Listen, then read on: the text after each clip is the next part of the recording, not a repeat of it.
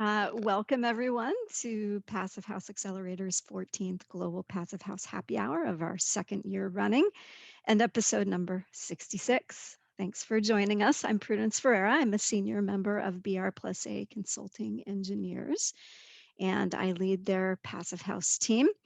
And every Wednesday night, I am your host right here. We are an inclusive gathering. We love anyone and everyone to join us, so long as you follow the rules and you're respectful. We're all here to share information and learn more about zero energy, zero carbon, electrification, passive house, and retrofitting our built environment to reduce GHG emissions. So you're in the right place. I'm going to keep my opening comments to a minimum to leave more space for our featured guests who have a lot of really great info to share with us this episode. But I do want to share that I'm finally hearing from my Canadian project teams and colleagues that second vaccinations are happening. Woohoo! So please unmute yourselves and join me in a toast to life unmasked. Here, here. Cheers. Here, here. Yeah. Here. Life It's unmasked. really good. Mm-hmm. All right. So we've got a great show. We have Jordan Parnass and Dylan Martello presenting on Sri Lanka's first passive house. But first, over to Zach. Yeah, absolutely. So today's video is going to be a little teaser of the Star Garment Innovation Center in Sri Lanka, which we'll hear a lot about tonight. So I'm going to go ahead and cue that up, and then we'll move into breakout rooms.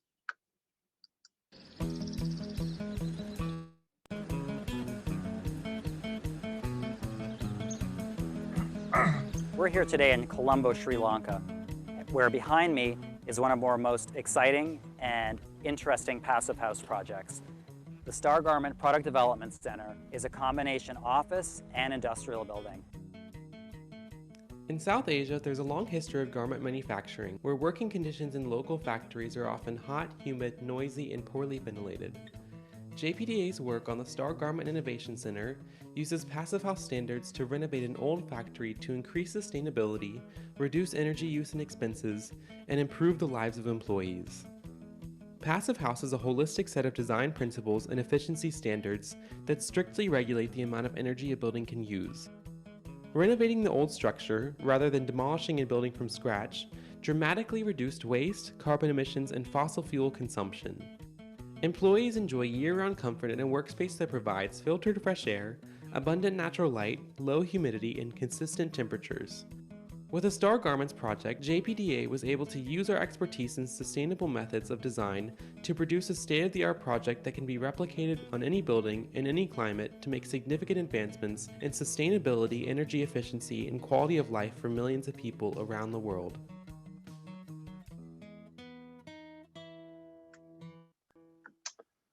Awesome. So that's a great little teaser. Okay, so we're going to go into small breakout rooms now. We'll probably have 7 minutes of time here. So let me get those created for everybody, and we'll see you in a little bit. All right, it looks like everybody has come back. Hopefully that was a fun session. Thank you. So yeah, absolutely, you bet, Barbara. So I'm going to do some quick announcements, and then we'll get into the meat of the program. So here we go. So on the Passive House Accelerator website, every week we publish the Passive House Week in Preview article. You can find that here in articles. We have a ton of content about retrofits that has pushed that article off to the front page, which is very exciting because there's lots of great articles there are a lot of great articles to read. Here's the Passive House Week in Preview for June 21st. And we've got on Monday, we published the podcast episode with Kylie Mills of Blue Cube Architecture in Australia. This is a conversation with Matthew Cutler-Welsh about her journey to passive house, starting with her apprenticeship as a girl with her father. It's a really, really great conversation. Also, we just did our first special passive house component podcast episode, and this is a conversation I had with Rob Conboy of Glavel, foam glass gravel, and talks about his motivations behind the company, and also their new facility, their quest for 100% renewable energy into their product. Centering equity is tomorrow. I'll talk a little bit about that at the end of the program, but we're really looking forward to that community workshop tomorrow at this same time.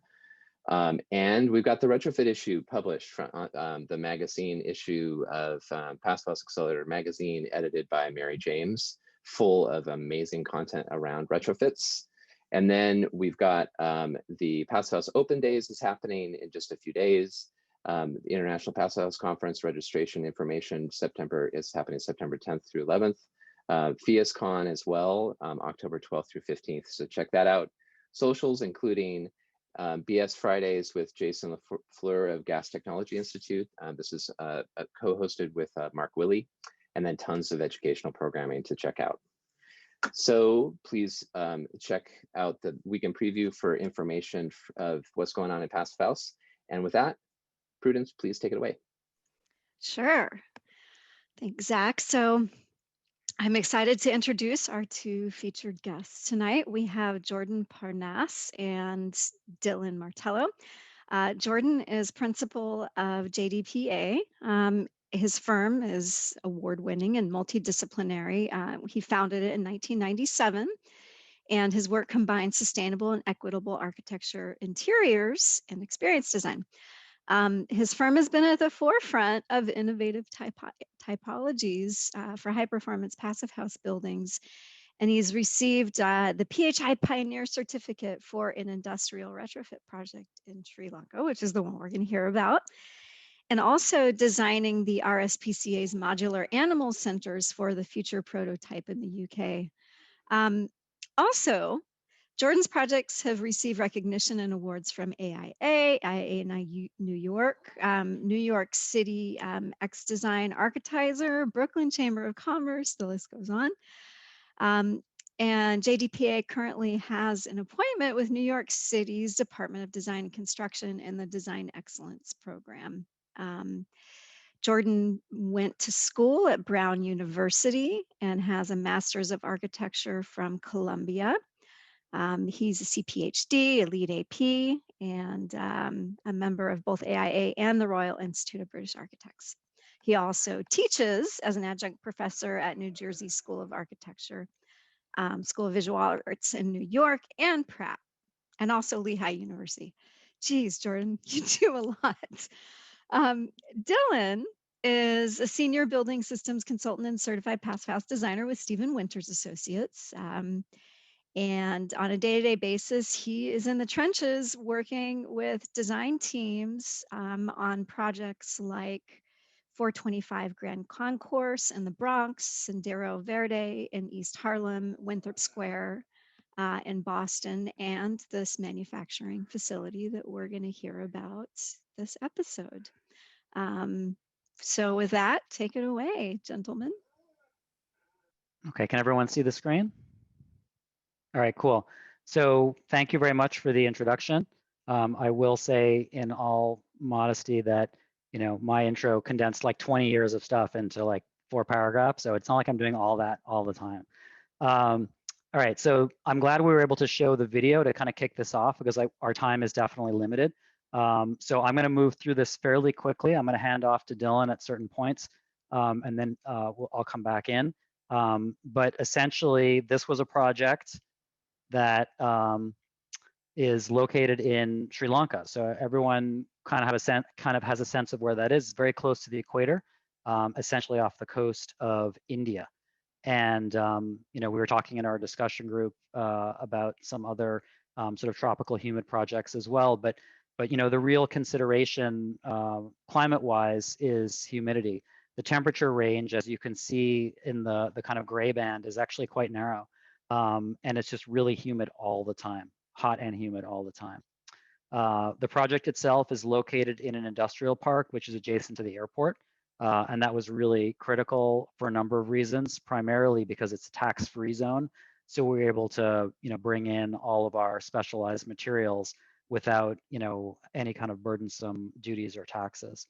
This was the existing building, so it's a retrofit.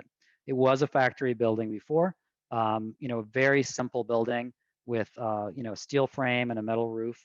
And you can see a little bit of the context. It's kind of a low-rise industrial park. There was a little bit of shading from trees, but not much. The interior was, you know, basically exposed steel, a few partitions, 2 floors. This is the bottom level. The upper level is kind of cool because it's just very big, wide span, open space. There was all this old ductwork in there, which was unfortunately detracting from appreciating that ceiling height. But you know, again, a kind of interesting building to be working with in general. One thing I do want to bring up is, and I think this is really important to appreciate when we're dealing with other cultures and other climates, you know, there was an expectation that carried through to the programming of the building that some of the spaces would be outdoors. And when I say outdoors, not outdoors in a field, but literally considered as, you know, untreated, unconditioned, even within the building envelope. So that was one of the challenges we faced, was really working in, you know, where that enclosure line was and how to provide people the ability to have these programs in temperatures that they would find more comfortable than, for example, being in a cold air conditioned building. So our project started with a feasibility study. This is a quick diagrammatic section. This is a cross section, and you can see that upper level, which is clear span. And one of the things that you can see here is that the envelope on the lower level is actually pulled in from the edge of the enclosure. So we gave up space at the edges on the lower level in order to provide for shading. And we work with a local architect who actually had done the schematic design for the building, and it was very important for him in terms of his design scheme that he should have, you know, some trees and other foliage that would actually be growing underneath the roof. So this is a plan of the lower level, and the blue indicates the treated floor area. And you can see already on this floor, there's some toilets and security check-in, as well as the canteen that are actually outside of the treated floor area, outside of the envelope. And on the upper level, it's basically a giant production floor. So there's rows and rows of sewing machines. There's also cutting tables. And you know, one of the main issues that we dealt with here as well was the heavy process loads that were generated by all of the specialized equipment. So, you know, not only the sewing machines, but there were, you know, steam tables and fusers and all kinds of industrial machinery, which, you know, was running pretty much all the time, you know, generating heat and humidity within the building, you know, even beyond the occupants of the project. So some of the challenges we faced, you know, we had a very bare bones kind of schematic set of drawings to go off of. We didn't have a lot of information in terms of the historic energy loads. Obviously no 475 in Colombo, so there was nowhere to get a lot of the materials that we needed.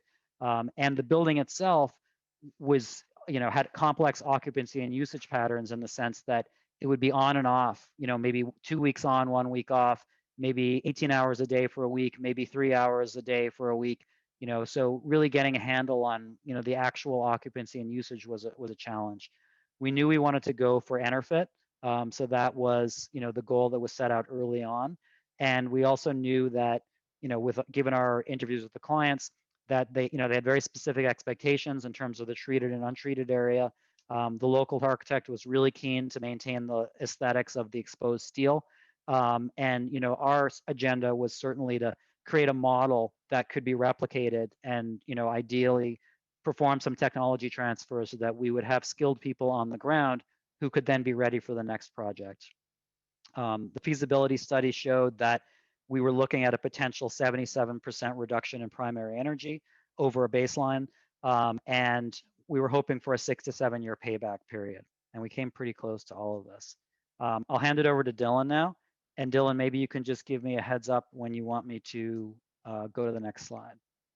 Sounds good. So yeah, there's some questions already that were coming in about whether or not there were heating degree days, what are the cooling degree days. So as you can see here from the PHPP, these are in SI units, and there is only a cooling demand that we were required to meet the thresholds for. On this specific project, we certified using the cooling load threshold. And you can see that it's very high, even for the typical passive house project. And there's a couple of reasons for that. One is the climate itself. So the PHBP has a sort of adjusted threshold on the cooling side if your climate is hot and humid. And that it'll essentially adjust when you have more of a dehumidification load or a humidity load in that climate. So that's one of the reasons why it's so high, but it also adjusts when we have high internal loads in the building. So we'll get into this in a minute on how much internal loads and process loads go into a building like this, and that's contributing to it. So we were really balancing sort of unusual numbers in terms of trying to meet cooling loads, but the PHBP was a great tool to allow us to do that. Next slide. So this is the summary of the primary energy, so our source energy used by end use here in kilowatt hours per meter square per year. And you can see cooling is the biggest chunk of this at 27% of the building. Dehumidification is also a large chunk of that as well at 7%, particularly in those monsoon seasons when the humidity is pretty high almost all of the time. In those months, that's where the dehumidification loads are the most significant. But you'll see here at 20%, the sewing process loads are the next biggest chunk along with lighting. And these were the hardest loads to quantify and get right in the model. So we have some images a little bit later of some of these equipment setups and banks of equipment. But one of the things that we found was extremely useful was we went on site with JPDA's team and with our team and visited the project during construction.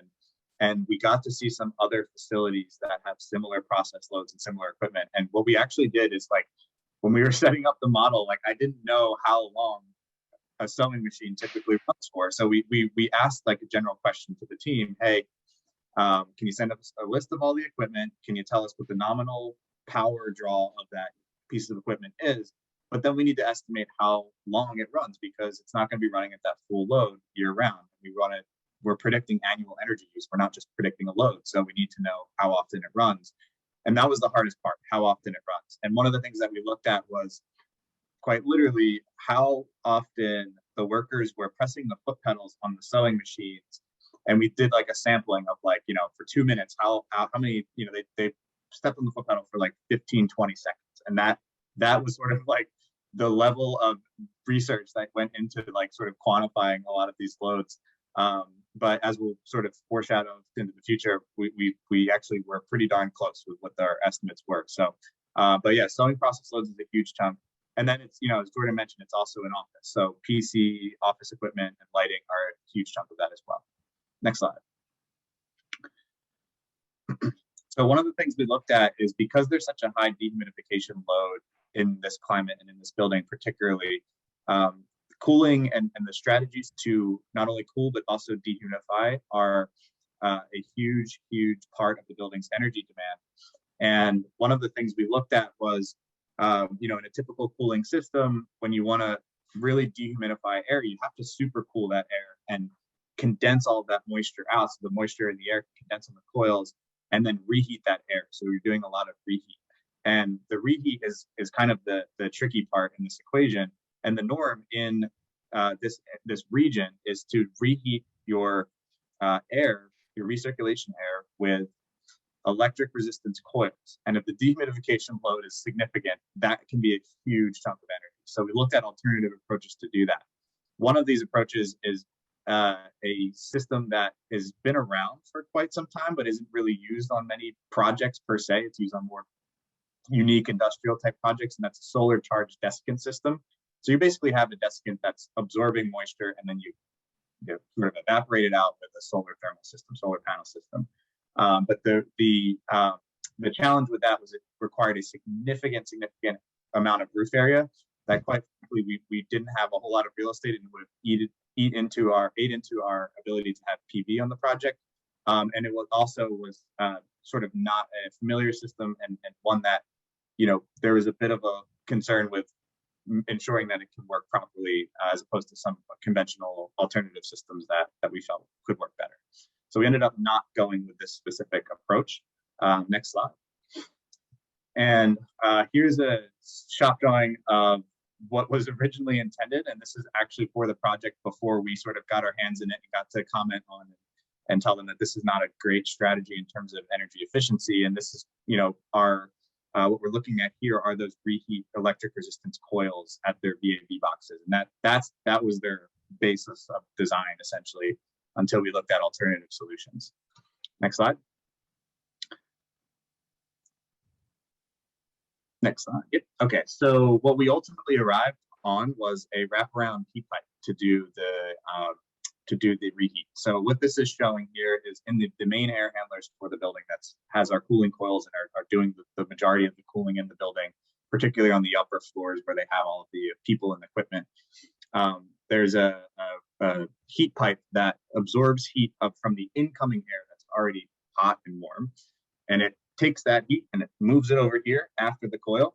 And once that air gets not only cooled, but also super cooled down to that temperature where they can condense all that moisture out, now we're just using that recovered heat that was, you know, quite literally wrapped around the primary cooling coil to reheat that in. And that provides a significant savings for the project.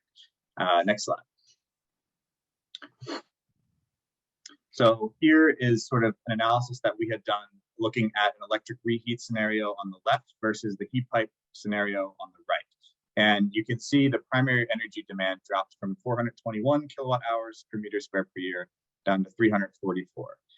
So a significant reduction in both source energy use and also, as we show below, annual energy consumption of about 108,000 kilowatt hours per year, which translates to roughly $8,000, which is certainly not nothing, especially in a climate in a region like this. That's certainly a huge chunk of savings. Next slide. I'm going to hand back off to Jordan. Sure. So I'm going to talk a little bit about some of the basics of the design strategy. So again, you'll see there's really nothing new here that you guys haven't been thinking about all the time. Potentially the only, you know, really significant change is, you know, being so focused on mitigating solar heat gains. So, you know, we've got a lot of roof here, so reflective roof paint is a no-brainer. We've also got a few PV panels on the roof, but not that many. But, you know, the heart of the system, as you would expect, is, you know, insulation continuously all around, continuous air barrier, and then our energy recovery ventilation, you know. So we're doing all the things you'd be doing pretty much anywhere else. We're just doing it in Sri Lanka. You know, there's some additional factors that we have here. We have, you know, like perforated metal screens we're using as solar shading to cut down some of that solar heat gain. You know, and we already talked a little bit about architecturally how, you know, these overhangs were used to, again, sort of provide more shading for the lower levels. But again, it's all pretty straightforward stuff by the book in terms of your design approach. You know, I was talking earlier about, you know, sort of cultural appropriateness and you know, really understanding kind of, you know, what you're going to be faced with in terms of a successful build. So none of us had ever built in Sri Lanka before. We didn't have a huge sort of comfort level with the, you know, level of skills and also the material availabilities. So we really tried to engineer the system to, when I say the system, I mean the enclosure, to, you know, to be able to be built up using very basic materials, applied, you know, mostly with hand tools, in a way that was, you know, as forgiving as possible. And so, you know, you can see this is one of the mock-ups that was built on site. But, you know, we've basically got a liquid applied air barrier that's going over, in most cases, masonry. And then we've got foam insulation and a basic EFIS kind of system with layers of stucco on top of that. And that's what you'll see in most of the solid walls. Our roof was basically a insulated panel roof, pretty basic with reflective roof paint. And so again, we're just trying to maintain our continuous insulation, maintain our air barrier. Yes, we have some tapes, you know, and we have a few fancy materials that I'll show you in a minute. A mock-up that we did in the office using like found materials around our desks to kind of explain some of the logic behind the window install.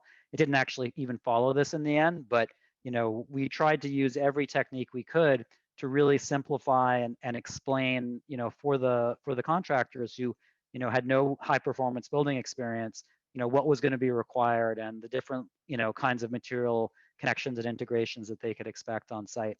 We have a few details here.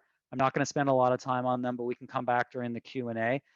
Mainly what we're showing here is we had some interesting conditions, like for example, where we talked about pulling back the enclosure.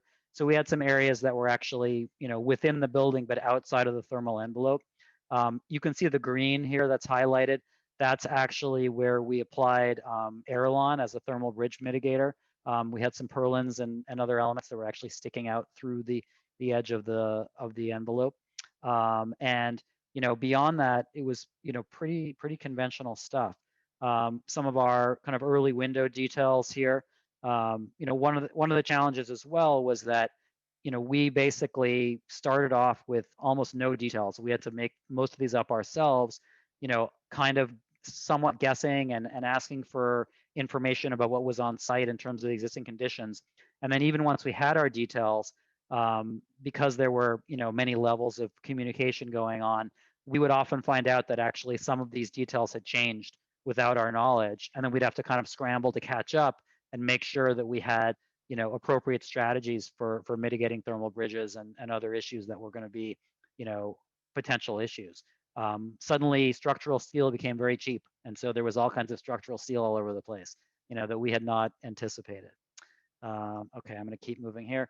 Again, sort of a roof connection, showing some of those sort of tricky moments.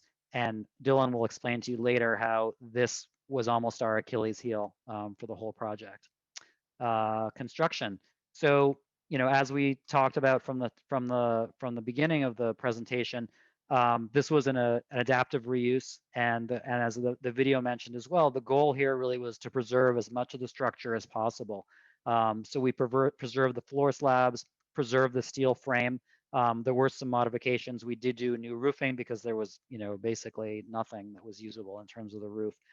Here you can see some of the roof panels going up and the view from the roof. It's pretty hot up there. Here are the roof panels themselves, nice big foam roof panels. And here you can see the steel frame going in. So there were some extensions to the existing frame, but pretty basic. Here's our Airlon moments where we had some penetrations, and we we're very eager to try different technologies and different materials to see what we could do to mitigate some of the thermal bridging. And it helped a little bit. We also have some a GP block here and there where it was appropriate, but we certainly weren't sort of throwing these things around. This is a great photo, which really I think sums up in one photo the state of what a lot of the world considers to be typical construction. So yes, we have a steel frame, but all of the exterior as well as a vast majority of the interior partitions are being done in masonry. Masonry is a technology that has existed for thousands of years. It's cheap. It requires fairly low skilled labor, and the bricks are manufactured almost everywhere. So we knew going into it that there would be a lot of masonry. I think we were surprised at how far they carried it. Really how much masonry they ended up using. Particularly in some of these interior partitions where we just never would have imagined that would have been the case. So here's a liquid applied air barrier going on top of the masonry, and I think this was so great in terms of having a material that could be easily applied and also had a really strong visual component to it. I mean, you could really see where it was and where it wasn't. The foam going up on top of that liquid applied air barrier, and then of course wrapping around underneath on those overhangs. And then again, another photo which I think is very telling. Not a lot of protective footwear happening in Sri Lanka, but this is the state of the construction industry in big chunks of the world. And I think if we're going to do high performance buildings outside of North America and Europe and Australia, you have to be able to work with what the industry is, what the technology is, what the skill set is. And we were happy to see scenes like this because it meant that they were doing what they should be doing without too many difficulties. Glazing was a big challenge on this project, and Dylan will talk about it in a minute. But you can see it was, it was kind of an infill system, and it was a lot of back and forth on, where we were going to get the frame from, where we were getting the glass from. This was one of the big challenges, because everything had to be imported. And so lead times and cost were certainly, big considerations. There was testing, which Dylan will talk about in a second. And I will hand it over to Dylan for that. Yeah, so as I mentioned before, we went out about halfway through the project when they were in construction to do some mock-up testing, or sorry, not mock-up testing, but testing on their first sort of installed window and curtain wall systems. And it was a useful test. We brought our fog machine out and we were there with the contractors to show where leaks are happening. And we did identify leaks and had to kind of come up with some solutions in terms of sealing tricky areas in the curtain wall where it's just, a 3D condition that you just can't draw and simulate reality in a lot of ways. So we had to sort of address some issues in the field, which was really helpful. But one of the things we did, and this is something I think is extremely valuable on any project, but particularly on a project like this, put together QA/QC construction checklists. So we put together a typical checklist for more repeated areas on insulation thicknesses, making sure that's maintained. Air barriers installed properly, any tricky details that need to be taped or sealed. We highlight all of that and review that, go through that with the contractor. Next slide. And we also do some unique conditions as well, unique checklists. So, and again, the idea too is to really just walk through with the contractor to identify not only what the detail is and how it will be executed, but also when during construction it will happen. So that way, if there's any sequencing issues, those can be hashed out before the project is sort of in critical mode when it's actually being built in the field. Next slide. This is a photo of our testing on one of the curtain wall systems. And as I mentioned before, it was a useful test that we were able to find leaks and troubleshoot and address. And that was definitely very valuable to the project. Next slide. This is that crazy 3D condition that we have some tape, sort of air sealing tape fastening back to the backup wall and tying into our curtain wall frame. And this specific 3D condition where the center mullion meets the sort of transoms at the top was just a source for leakage. And we basically just had to goop some sealant in there and address that the best way we could because it was a repeated condition on the project. Next slide. So one of the fun things about this project is myself and one of my colleagues, Mike, became DHL global freight experts because we had to ship blower door equipment across the world, and that's not easy. And we actually looked into getting equipment shipped from either Germany or other areas in Asia, and that was extremely expensive. So we basically put our equipment on a slow boat and sent it out for a month in advance. And these are the primary forms of one of the main forms of transportation in Sri Lanka are called tuk-tuks, and they're fun to ride in. And this is some pictures of our equipment in the tuk-tuk. But these are some of the questions we had to ask. So it was a very puzzling part of this project, but hey, we figured it out. We got out there. Next slide.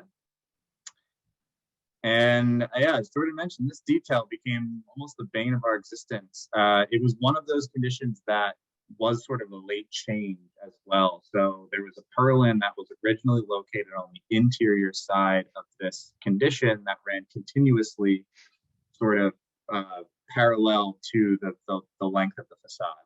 And that got shifted to the outside. And that caused issues because we didn't really have a strategy defined for how to seal that area. And now what was happening is we had a penetration through our air barrier. And when we first arrived on site, we fired up the blower door fans. And, one of the things that I'm realizing now, having done a lot of blower door tests, and especially on this project, is if you want to find air leaks in a building, just use your ears. That's one of the best ways to identify air leaks. And we could hear the first off, it was extremely quiet in the building. And that was like an amazing feeling to see or hear how loud it was in the surrounding industrial area and be in this like still environment. It was almost like it was weird. And that's a huge part of the whole comfort equation in and why we build house houses. But as we were walking around the building, we could hear whistling and louder sort of noises every 15 feet or so. And we were searching for hours. We could not figure out what the heck was wrong. And we found some small issues. We were like, this is not it. And then we like looked up at the roof at the underside and we like, well, I think we see daylight. Like, is that daylight on the other side of the roof? And you can sort of see it in the photo on the left there. There's some daylight coming through, and that was a condition that happened like 30 times in the building. And it was a huge chunk of leakage. When we had the fans running, we got up on a 15-foot ladder and stuck our hands up there, and you could feel the air blowing out. We're like, oh, we found, at that point we were a bit over our threshold of 1 air changes per hour is the threshold for EnerPHIT. We were at like 1.1. So we were like, we got to find leaks. And we were like, this is it. This has got to be it. And the only problem was that it was a holiday. And it was a holiday where like no one did anything outside of just relaxing in town. So we had to go out and walk the streets and buy caulk and spray foam where we could and rally. We tried to rally so many troops, but we only got a couple of people that were very gracious to come out on site from the local team and help us seal some of these areas. But we ended up sealing a lot of these areas ourselves to get these areas sealed. And you can see on the right, we just sort of gooped a bunch of foam in that corner to get the air leakage to be significantly reduced. And we actually were able to cut air leakage anywhere from 85 to 99% by sealing those specific conditions. And ultimately we passed. We tested in at around 0.76 ACH 50, I believe. So it was a huge accomplishment. We had to spend a couple extra days out there, but it was well worth it, well deserved by everyone on the team. It was definitely, everybody went the extra mile. I mean, it was really, we were all freaking out a little bit, maybe a lot, but definitely everyone was so committed to making this work. And I can't tell you how happy I was when we found out where the problem area was, because then there was at least something we could fix.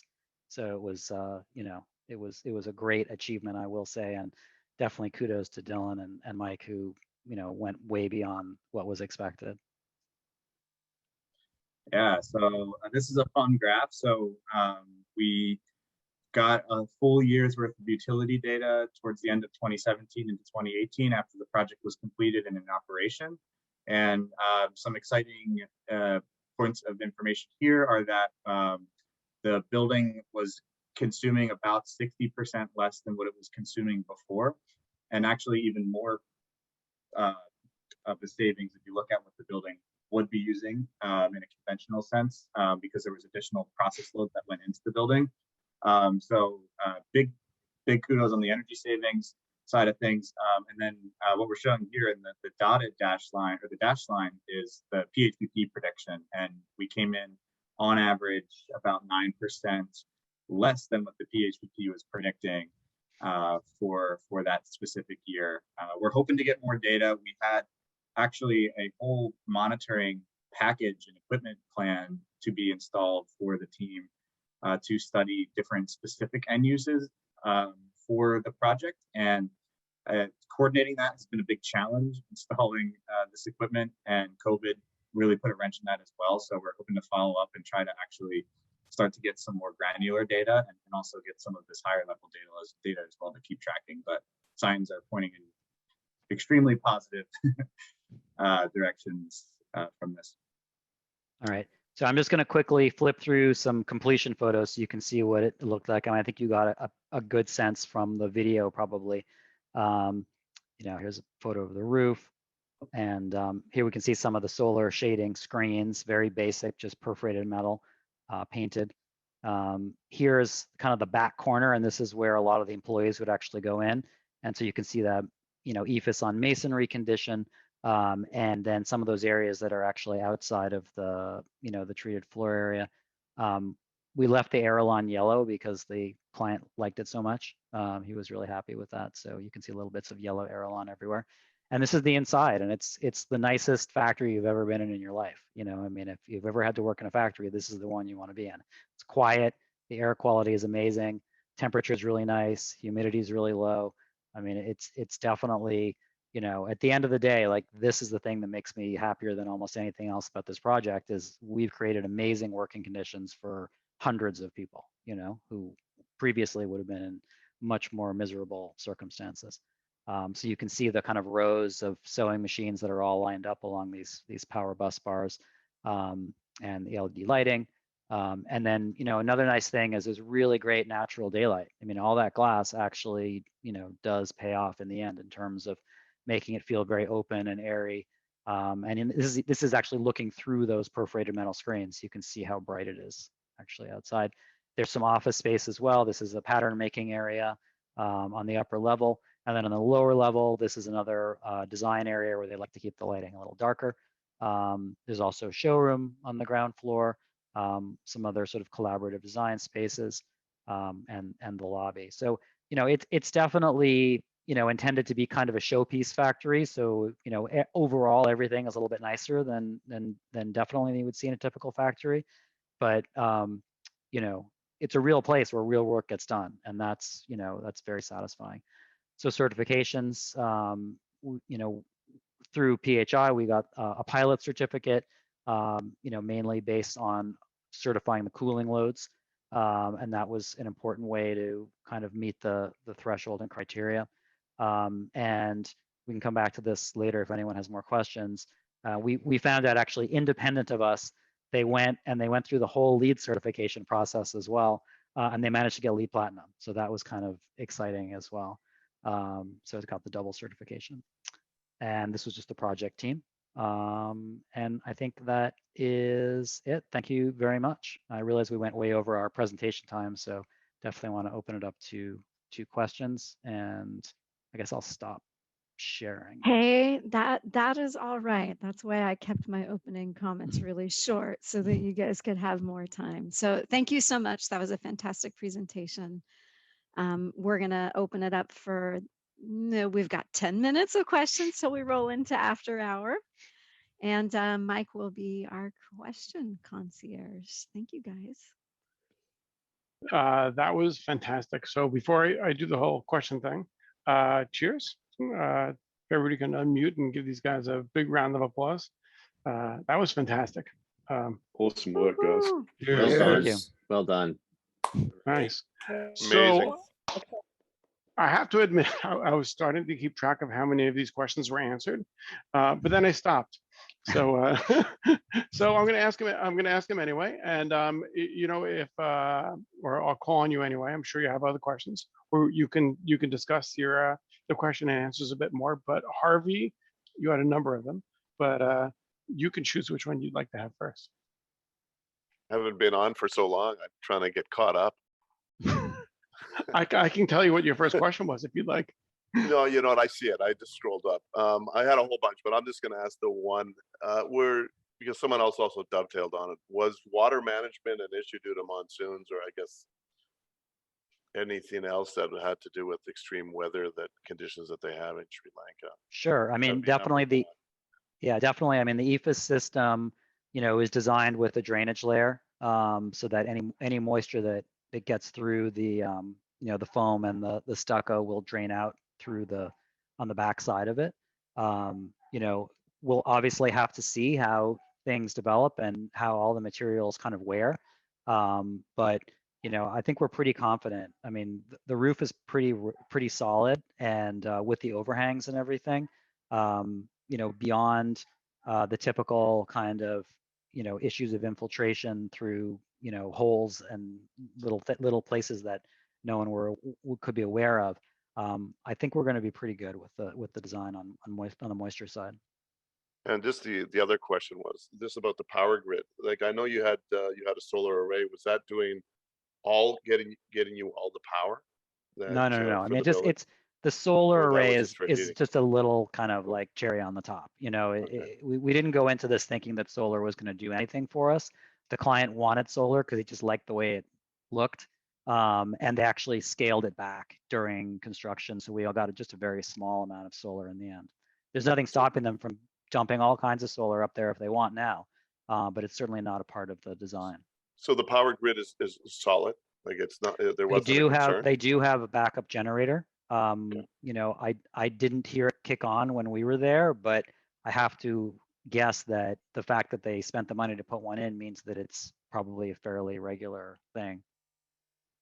I mean, Sri Lanka actually has a pretty mature hydroelectric industry. So of course the irony here is that power is not actually that expensive in Sri Lanka.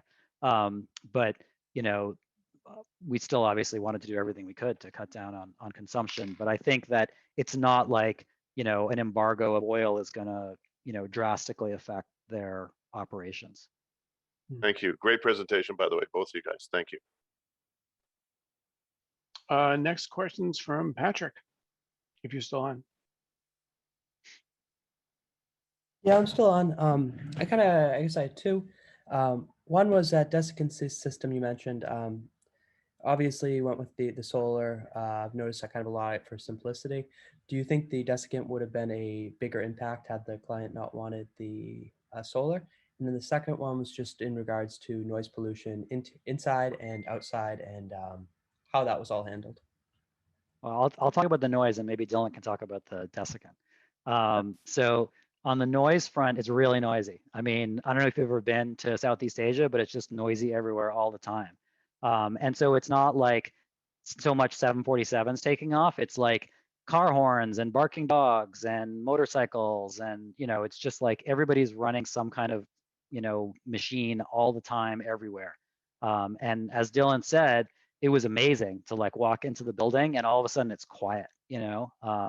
So, you know, those windows really work. And those are only double pane windows too. This is not, you know, these are not super high performance. But, you know, that's a really important thing to remember is in terms of, you know, the kind of wellness benefits of passive house, particularly if you're in an urban environment or in a, you know, I mean, any kind of environment really where you're not just surrounded by trees. You know, having a quiet, you know, place to work or live is, you know, tremendously beneficial in terms of your mental health. Yeah, and on the desiccant question, so I don't think the solar was, if the solar panels, the PV panels weren't there, I don't think that would have changed our decision necessarily on the solar desiccant system. I think there's a couple of factors that contributed to it. I think the main being that the heat pipe system is sort of a solution that utilizes equipment that we already have in the air handlers, and it's not introducing a new complicated system to the building. And that's really important, especially when you have a project halfway across the world that might not be familiar with this system. You don't have like regular commissioning agents that can just go out on site and know this stuff like the back of their hands. So I think that was probably the biggest factor in that equation.